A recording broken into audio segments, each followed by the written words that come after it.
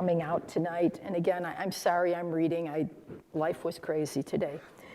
I'm not sure why Tom thought I would be a good resource for this topic, but as soon as he asked me, memories filled me up, and I knew immediately I'm doing that talk. So thank you in advance for your attention. The first memory that came to mind was the day I met our founding pastor, Father Farrell. He and my husband, Mike the deacon, had already met, and Mike was showing Farrell around Gurnee, and they were getting ideas of, Father Farrell knew we're gonna rent the gym at Woodland School, but Mike was trying to show him around. Farrell wasn't from Gurnee. So after they did that a week or so, then Farrell says, well, you have a wife, I think I better meet her. And Farrell and I met. And I don't know if he opened a good door or not, but the first thing he said was, what do you want the parish to look like? And he was not talking architecture. He wanted to know the kind of community that I wanted to be a part of. Well, you ask me a question and I'll give you an answer. So this is what I said. I want it to be welcoming. I want everyone who comes to this parish to feel welcome. And regardless of what some priest, some deacon, some deacon's wife, or any church person did to them in another place, I want them to know that they're welcome here. Well, Father Farrell just got this huge smile, and he said, that's exactly what I want. So from day one, we pretty much got along. That's probably, well, he knew I was a teacher. He figured, yeah, I can get her to write something, so. All right. So this is the reason that from day one, when we had our first Mass in the gym, that's why the priest, the deacon, and the volunteers, Terry Denicky was one way back then, we'd stand around. We were always hanging out before Mass and always hanging out after. Now, part of it was because we were stuck there. We were renting a gym at the school. We had no place to go. But the other part was, if they see us, they will talk to us. If they see us and they feel at home, they'll turn to us when they really need to. I'm going off script, just letting you know. So the idea was just to let the people know we were happy that they joined us and to thank them for coming. And so St. Paul's actually had greeters from day one, even though we didn't know we were greeters. The good news is that the day we had our first Mass, and from then on, the people who were coming started to talk to each other. I mean, immediately, I remember them saying, well, where did you come from? Because this was the first church in Gurnee. Well, where did you used to go? Or, gee, I haven't been to church in a while. It was so cool to listen to that stuff. So eventually, when the people got to know the priests and they got to know us who were hanging around, they started to work up the courage to ask a few questions and to share stories from their previous church experiences. Sadly, some of those experiences weren't always positive. And I had no reason not to believe them because I was already far more aware than I ever hoped to be of the reasons that people have either left parishes or the entire church.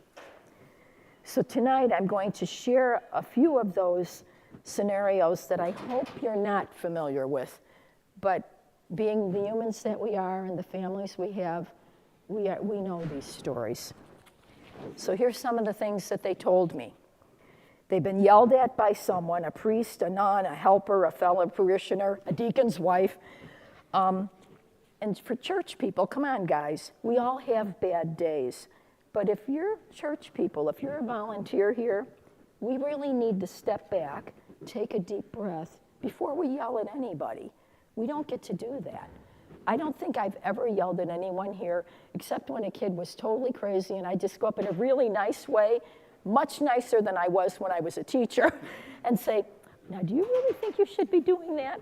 So you have to think twice. If you're doing something in the name of the church, let's act like church, okay? Or they've been told that directly or indirectly, Someone's been unkind, someone's been cruel, somebody, and I have heard cruel stories. People have come and say, well, I'll never go back there again. You wouldn't believe what that priest did to me, or the usher, da-da-da-da. And so these are the stories we were told when people would come to St. Paul's. And so I'd listen and say, I'm really sorry, and you know what, we're gonna try not to do that, and let us know how we can help you. So it was always, come on, come on. Some people, because they're divorced, and even if they're not remarried, they think that they're out of the church. They think that just being divorced makes them not Catholic anymore. That is not true, okay? When Mike became a deacon, the wife had to go with, okay? So I had all the training that he had. And after we were finished, Mike got ordained, and I got a certificate. But then I didn't want to be a deacon. It's okay. I'm happy with what I ended up doing, because they said to me, Mary, would you like to help people with the annulment process? And I was like, wow. And you know, we had a couple of situations in the family, and somebody had an annulment from way back, and it was tough. And I said, yeah. So I went to training, and I was able to do that, and I actually did it for 32 years. When COVID came, things changed a little bit. They were doing it mostly by phone and through the diocese, because how could you meet with people? We weren't allowed. And then I said, okay, it's time to retire. But I still help people with applications and things like that, and advising them and telling them, yes, you could do this, don't worry, do it. But I don't do the work that I did back then. Okay, I have to remember to turn the page. Is that page 3? There it is, okay. All right. Here's another one, and this is true. Their children were refused baptism because they weren't married or for some other reason. And let me elaborate. All right, a young woman became pregnant. She and her boyfriend were in no way ready to get married, so her parents, having common sense, did not push that. They're like, no, let's just get them through. So mom and dad took care of their daughter. She still lived with them. She went to school as long as she could. And then that little baby was born. Everything was fine. Grandma calls the parish. I want to make arrangements for my grandchild, my granddaughter, to be baptized. And father said, no. You know why? Because her parents weren't married. Now, think about this. I don't know what father was, but this is a true story. Those people are like, are you kidding me? We don't want them to get married. They're going to just get a divorce. They're too young. They're crazy. We can't do this. But they didn't. So you know what happened? That whole family left the church. All right? All right. And I know, unfortunately, I know the people in both scenarios, which is why I'm getting a little emotional. All right. Now, this was 50 years ago, but here's another story. At the same time, the two babies I'm talking about are both 50. I can't, okay. Another baby in another parish was born at the very same time, the exact same circumstances. The girl got pregnant, okay. And the one that couldn't get baptized because father wouldn't, I met years later, and she says, Mary, I could have had what you have. She was referencing my faith and my relationship with God. She said, but that priest didn't give me a chance. And no offense, you fathers, it could have been a deacon. It could have been somebody in an office at church. Yeah. But and so she said, and I'm saying I can't criticize her, but there's also no way I can undo the harm that was done. Now, in my heart, and the God I know, God will take care of it one day. She's going to be okay, all right? Even if it only happens over there, all right? All right, now here's the second scenario. People have walked away because they experienced cruelty at the hands of a minister. And this just happened. Not here. A 3-year-old walked to communion with his grandmother. The priest gave grandma the host and then pulled the kid's hat off and said, no hats in church. And this is in the middle of the winter, okay? So my question is,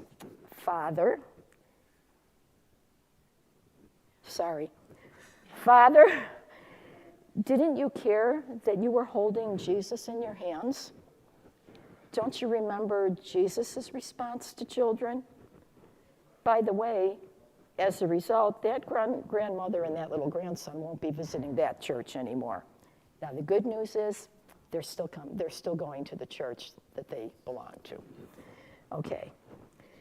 Sometimes people don't go to church because they no longer feel drawn to a faith community, or they don't feel guilty anymore about not going to church. And, we know that happened with COVID. I can tell you afterward, there were great people who were always here. St. Paul's is in great shape, so don't think we are so happy people are here. But there are some people who are just kind of like, maybe I don't need that anymore. Okay, so a lot to deal with. Now, those examples are one thing, but a big one, and I don't even want to bring it up again, but I'm going to because this is part of it. The worst part of it was the abuse crisis, okay? And I could speak for hours about the reasons that people have left church. Sadly, I think that the abuse crisis tops them all. And a few years ago, after this hit, and the priests had to, they had to talk about it in church. You remember that, okay? And a person came into church, and I was out here as usual. It was a Sunday morning, and I could tell he was angry. And he was just like, I knew what was going on in his head and his heart. And then he came up to me, he knew who I was, and he goes, "Why are you here, Mary?" "I came because I'm so angry, I need to, I have to." I knew what he was gonna say. And I interrupted him and I said, "I'm here so you have someone to yell at. It's okay, you have good reason to be angry. I'm also here because I'm not gonna let those bad actors take my church away from me. So yell at me. Yell at me until you get it all out of your system. Yell at me. I understand." Well, the poor guy had tears coming down his face, and he went into Mass. And then, after Mass, he came back and he thanked me. And I assured him, I said, our priests, a lot of priests, they're not the bad guys. I told him about the priest I knew when I was a little kid. Now, I met this guy when I was 4. Why? Because we lived down the street from the rectory, and we were so into church, every time a new guy came, we knew. And my older sister answered doorbells at the rectory. So she'd say, "Oh, we got this new guy just ordained, Father O'Connell." Okay. By the time I was in 2nd grade, I was running down to the rectory, spending a half hour, 45 minutes with Father, alone in his office, 45, every other week or so. And he was like a dad to me. Father O'Connell never touched me. Nothing ever happened. And of course, now years later, when I was a teacher and administrator, I taught those teachers, never be alone with a kid in a room, just one adult and one child. Do not do that. And not because I thought they were going to do anything, but we don't know. So the thing was, no opportunity, no accusations. But still, every time I had to tell adults that, I looked up and I said, "Thank you, God, for my friendship with Father O'Connell.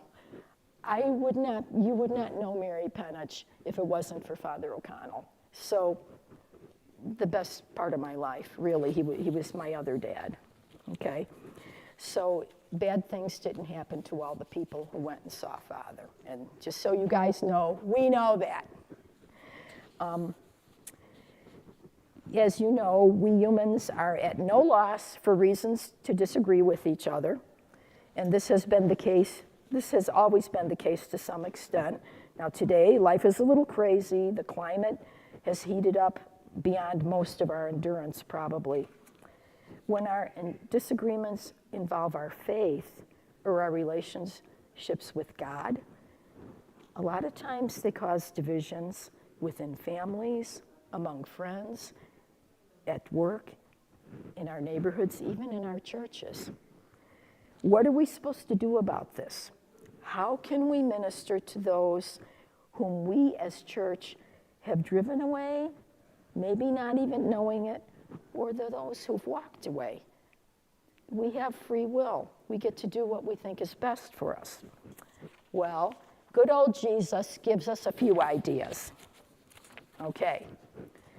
Matthew, I'll give you a couple of verses, but it doesn't matter where it's in there. Matthew 9, 11, 13 tells us that Jesus willingly engaged with those who were marginalized by society. Jesus ate with tax collectors and sinners. I mean, tax collectors were hated, but Jesus associated with them. And people who everyone else looked upon as a sinner, he sat and ate with them. Why? Jesus looked with the eyes that he hopes that we develop, that evolve in us, that we can look and see somebody worthy of love. He can look at, I don't care what you've done. We could go and gather 100 people off the street. If Jesus was in here, he would be able to look at every one of our faces and he would say, that's what I love about you. That's what I love about him. It's just saying. All right, Luke tells us the story about the Good Samaritan. And remember that story? Jesus tells us, this story shows Jesus' love for all people, regardless of your social status or ethnicity or other grouping. The Samaritans were looked down upon. And yet, in that story, the Samaritan was the good guy. And it's like, yeah, there's some good guy, good gal in all of us, okay? And then John 4, 7, 26 tells us when Jesus meets the Samaritan woman at Jacob's well. He speaks at length with her. Now, this was absolutely taboo at that time. A guy did not talk to a woman he didn't know. Women would not, you didn't do that back then. And, but Jesus spoke with her anyway because his message is universal and not meant just for a chosen few. And by the way, she had had 5 husbands, and Jesus still shared time with her. And let me tell you something about that. She had had 5 husbands, okay? Jesus didn't say, you know, I'd be nice to you, but you know, all those divorces, you know, you're going to hell. He didn't say that, okay? Because there was still room for her to move on and make something of her life. And what did he tell her? Go home and sin no more. Make something of the guy you're going home to. How awesome is that? That is hope for all of us. Okay, now remember the scribes and Pharisees? Jesus was friends with Nicodemus. Nicodemus was one of those temple guys.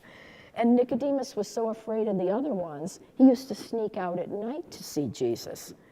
But Jesus didn't hold that against Nicodemus. He talked to him, he shared everything with him. You sneak around all you want. He still let Nicodemus be one of his friends. Okay, now we know how Jesus responded to those with differing faith perspectives or no faith at all, or who might have bristled even at the sight of Jesus. I mean, there were people who hated his guts and were thinking about killing him long before it actually happened. So, what are we to do when our dear friend, our spouse, our own kids, another family member, or anyone we know falls into one of these groups?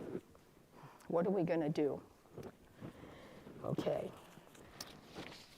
Here is my best advice.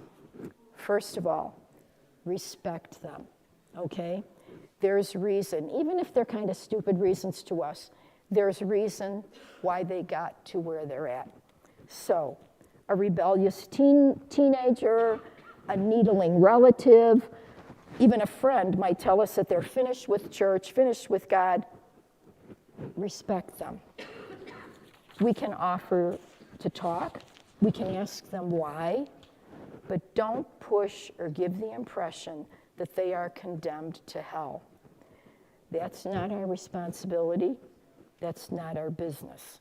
And they are not condemned to hell. All right, I'm going to stop here a minute and go off script a minute here. I have talked before about people who've had near-death experiences. I did a talk about that last year. The stuff is out there. Famous people are now admitting that they've had one. They've died and been lost, either during surgery or something, and the hospital crew is working like crazy to bring them back to life and revive them. And then they do. And when these people wake up, they're starting to say, I saw you working on me. I didn't know you were in the room when I was so sick. I didn't. And then they're saying, and they met God, they met Jesus, maybe they met family members who had passed away before, but they met them, and they're also they tell us all that they saw. It's got to have happened to some of these people. There are thousands and thousands and thousands of these stories. And what happens is they come back changed. I went into a jewelry store in Gurnee, not there anymore, years ago. And I go in and I just had to have a necklace. I broke it and the guy's gonna fix it. And I said, oh, it's a beautiful day. And he looked, all my days are beautiful. I said, boy, you're a lucky guy. And he looked at me and he said, you have no idea. And I said, so he starts telling me the story. He had a heart attack and was in the hospital, and I mean, they were losing him. In fact, he had surgery. And during the surgery, he left and he looked around. He could see the doctor working on him. He saw the light fixture on the ceiling and thought, that's weird, it's the same brand as in my kitchen. Now, that's a silly thing to notice, but he did. All right, and he saw God, and it was like, I don't know that it was God, but he saw somebody happy, who was great to him, and he said, what? He said, it was so gorgeous, and he said, I wanted to stay, I was so happy, but he said, my daughter's getting married, I've got to walk her down the aisle, I can't have her ruin her wedding day and not be there. And the spirit, whoever, said to him, oh, no, it's not your time, you're going back. And the next thing he knew, he woke up in the hospital room, and he turns to his daughter. She's like, Dad, we almost lost you. He said, I know. And then this guy came in he never met, and he goes, oh, that's the doctor who worked on me. She says, how do you know that? He couldn't have known. He was out. But you see what I mean? The guy was a regular guy. And then there's another one where the guy was not very nice and went, a neighbor of somebody, and was just jerky to everybody and really ruined the block and had an episode and died and was brought back. And when he came back, he was the nicest man in the world. And he's telling, finally he told the people, it was Mike's aunt and uncle who he lived by. So they told me, they said, Mary, you wouldn't believe it. And Uncle Frank, now this is the guy telling me, so not us emotional women, it was the guy. And Uncle Frank says, I can't believe how nice he is. And you know what he said? He said, they were nice to me. They were nice to me. They loved me. And he knew he was a jerk, but he was loved. Okay, do you know what I mean? That's really cool. And he came back and he was completely changed. And I'm sure when he finally passed away and went, I'm sure it was just awesome for him, okay? So that's why I'm saying don't push. Okay, don't attribute their decision to walk away from church to laziness. For many of these people, the choice is the result of lots of mental, emotional, and spiritual anguish. For others, walking away seems the logical choice based on their experience or the facts as they know them. We've got to let them have their thoughts. And you just be there. You say, if you ever want to talk, we can talk, okay? Do that. Do not hound them about church. Don't wring your hands or tell them that you just don't want them to go to hell. When we get to heaven, and I would not say this if I did not believe this, we are going to be in the company of many souls who never stepped into a house of worship. These alleged heathens will be there because they loved. What we need to be amazed about is that some of them loved completely. They took care of their fellow humans. They were there for others, and they didn't even know Jesus, or they didn't even know God, or maybe they did all that in spite of being angry with Jesus or angry with God because of things that happened, maybe to people they loved. We don't know. But they still do good. I am not arguing with it. I don't think God will either. Try to understand. So some who represent the church to others have done terrible things. We know that. The abuse crisis drove many good people away. And a young professional I know said that he would leave his company in a minute if that type of abuse was allowed there. He's been part of equal opportunity, equal employment opportunity all his career, and these include fair treatment of both genders, of all ethnicities, all ages, without regard of religion or political or other backgrounds. He said, how can I support an allegedly God-centered group who allowed and covered up child abuse? And again, I'll go back to what I said about the good guys. There aren't, the good guys, but some of those cover-uppers were cardinals and bishops and a few popes, okay? And think about it. Think about belonging to a club. Think about, and people, they're just like, I am not doing that. So let's just try to understand it, okay? I'm not telling us to do that today. We want to do, but you know what I mean? We have to try to understand that because that was horrible. And if you know,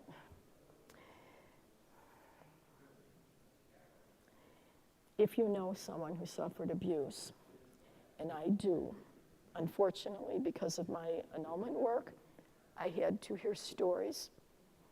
And one of the stories was a priest that I knew when I was a young woman and I felt creeped out by. I was lucky because he said something to me, oh, you're so holy. He was afraid to do anything. I guess he thought maybe God would strike him down.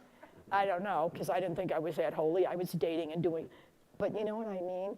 It's heartbreaking. So don't condemn them, don't judge them for staying away because of that, okay? We just don't, okay? And listen to this. This is very important. I'm telling you what to do. Let go of your fear that God has already or will condemn them. And I mean, there are people who aren't coming to church or who've walked away, okay? Think of the generations who lived long before Jesus came to this earth. Are they going to be denied heaven because they didn't know Jesus? I mean, we know a whole bunch of them from the Old Testament. But what about people from other places who didn't have any faith? There are entire societies. They worship the sun or the moon because that's where they found God. There are generations of numerous others who did their best to survive. They could never imagine the loving God that we are privileged to know because their lives were reduced to simply trying to survive.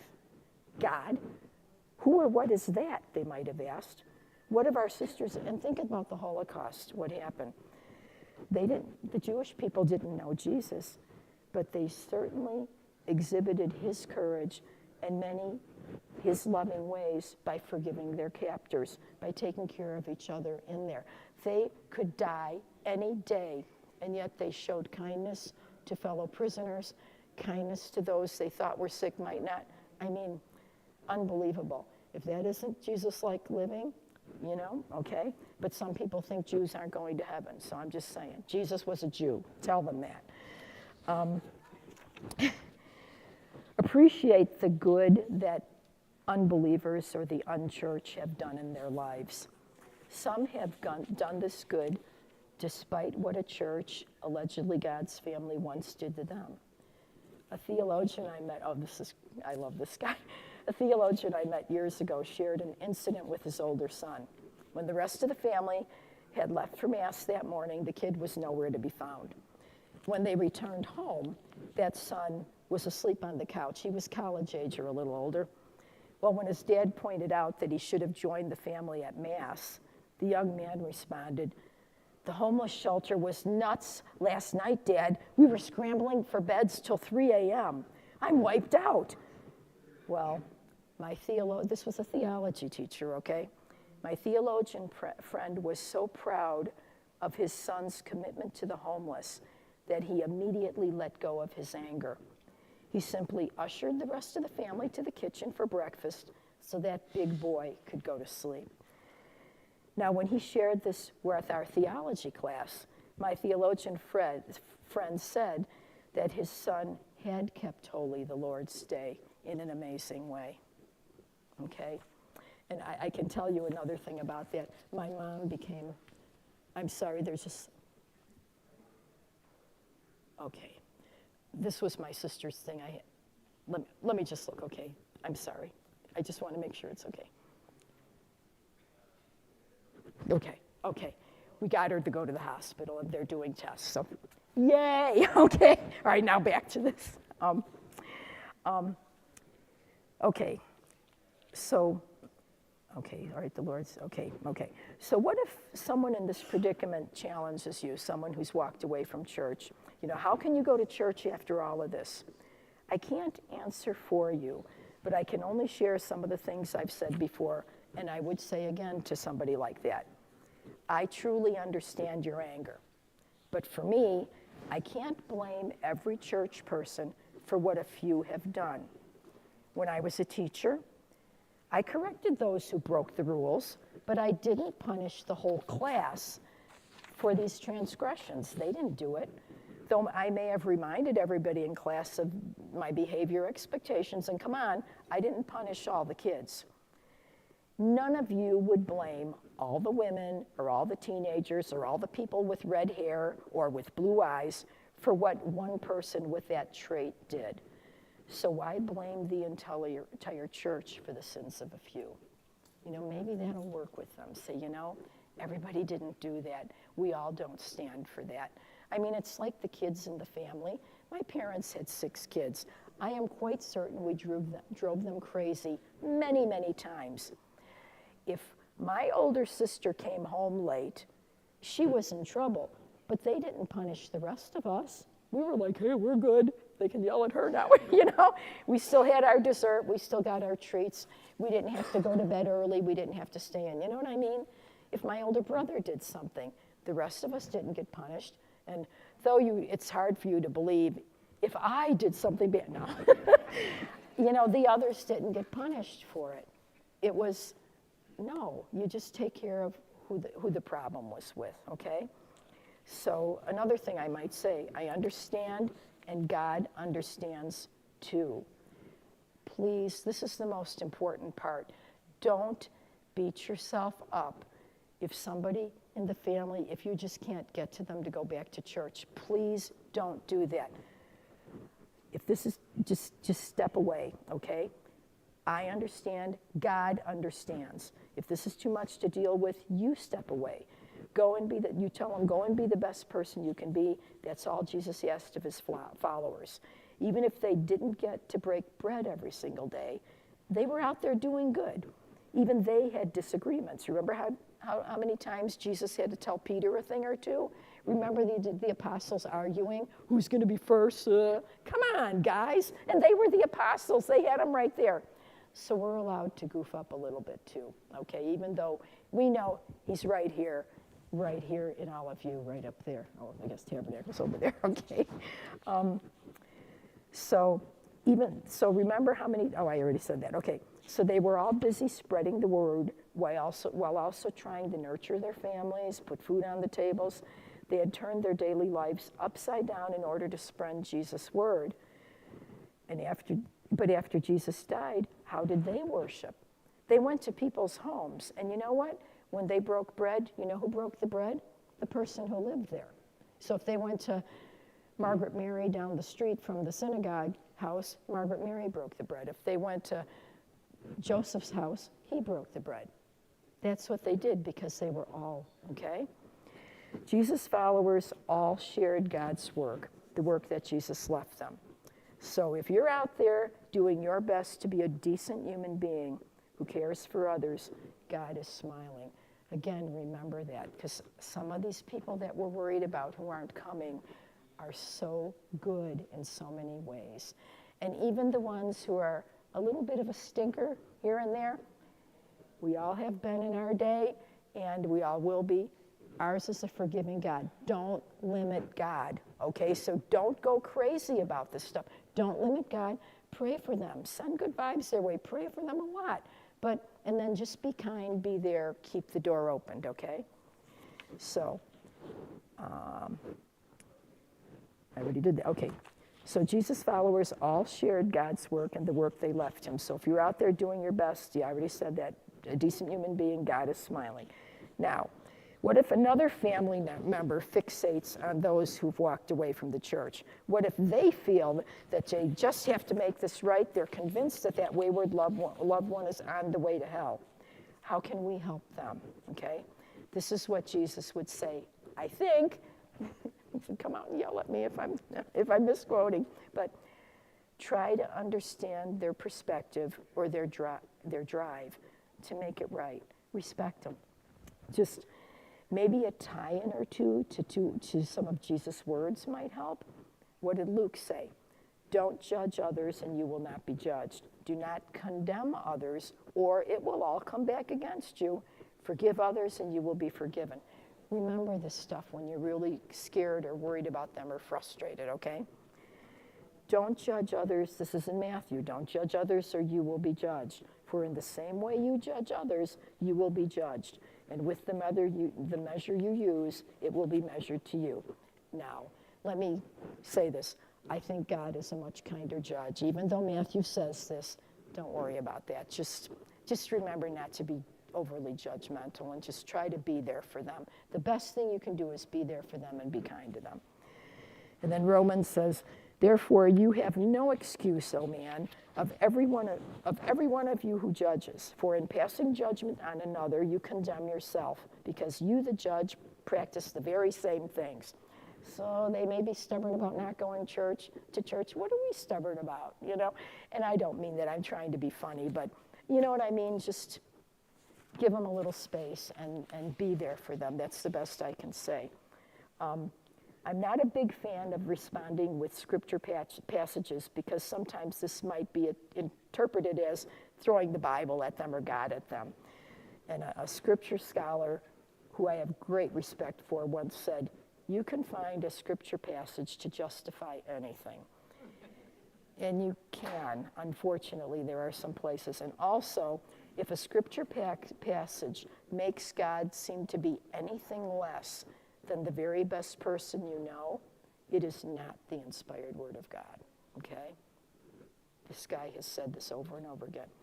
And as for me, I like to rely on what I've come to understand to be the depths of God's love for every single one of us. Just remember that. You know, think of your kid or a grandkid, or think of this little kid that is your favorite in the world, whether it's yours or not. You can't hate him. The little stinker, you're going to do what you can to help him be good, but you just love him so much, okay? And I think that comes from the grandma in me. I didn't think we could ever have kids, and then to have kids and have grandkids, I can't love anybody more than I do them. So the bottom line is that discussions regarding the things most important to us are probably more difficult these days. Our political and social and economic climates are contributing to a lot in a negative, unhelpful ways. It's not helping us to be comfortable talking to each other. So as a result, it's a good time to put ourselves in Jesus' shoes or his sandals, whichever you prefer, to see one another with Jesus' eyes, to respond to one another with Jesus' heart. There were times when Jesus preached on because the crowd was listening. And there were other times when even Jesus considered every word he said and said only what was essential at that moment. So like Jesus, let's tread lightly, let's tread lovingly. Very, very lovingly, okay? Now finally, please don't worry and fret about those you love who aren't going to church. God loves them far more than you and I ever could. God sees what is in their hearts and what is behind all that they say and do, and all that they don't say and do. Of all that I believe, I'm most certain that God will take care of each one of them as only a loving parent could and would. And if I didn't believe this about myself and all of us, I would have turned in my church membership card a long time ago. The God I love, I know, and I love, loves no matter what. Do you have any questions? Because I know sometimes there's, you think, but what about, No, you're welcome. I just want everybody to know that priest, Father O'Connell, that she was I'm sorry. Mary and I met because of him. So there are days in the last 53 years that I really admire and love what he did for us. And then there are other days. He did. He married us. It's a crazy story, anyway. You know, one thing, it's never too late. I mean, all that Mary said, it's just never too late. I can't begin, you'll find out when I die what funeral home brings me in. That's the funeral home I'm talking about right now. But I get a phone call, usually once or twice a month. Mike, I need a funeral. I need Catholic light. And I said, what do you mean Catholic light? Well, she was divorced, she was this, he was that, and they need somebody to come and bury them. So I go and do the funeral. And then, what do I see the following week? The family here in church. Or, over the years, people in that family becoming communion ministers, people in that family becoming lectors, teaching religious ed downstairs. Only because somebody went and did Catholic light.